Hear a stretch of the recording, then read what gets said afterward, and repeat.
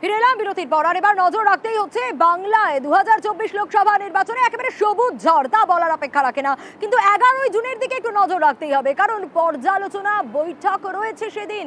মমতা বন্দ্যোপাধ্যায় তিনি এই বৈঠক ডেকেছেন নবান্ন সভাঘরে। আর এই বিষয় নিয়ে আরো বিস্তারিত জানাবে সোমরাজ আমাদেরকে। সোমরাজ, কারা কারা থাকবেন এই বৈঠকে, এই পর্যালোচনা বৈঠকে কাদের থাকতে বলা হয়েছে, কি হতে চলেছে এই বৈঠকে?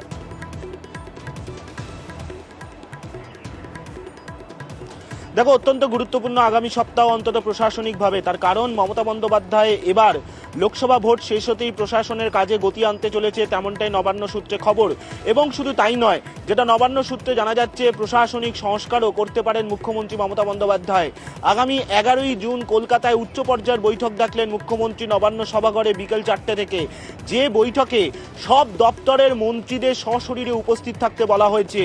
দপ্তরের মন্ত্রীদের পাশাপাশি সব দপ্তরের সচিবদের সশরীরে উপস্থিত থাকতে বলা হয়েছে।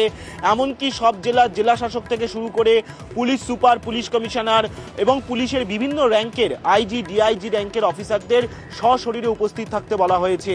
মূলত লোকসভা ভোট শেষ হতেই মমতা বন্দ্যোপাধ্যায় এবার প্রশাসনের কাজে গতি আনতে চলেছেন। যেটা নবান্ন সূত্রে জানা যাচ্ছে যে কোথায় কোথায় প্রশাসনিক কাজে গাফিলতি রয়েছে তা নিয়ে আগামী 11ই জুন পর্যালোচনা করবেন মুখ্যমন্ত্রী মমতা বন্দ্যোপাধ্যায়।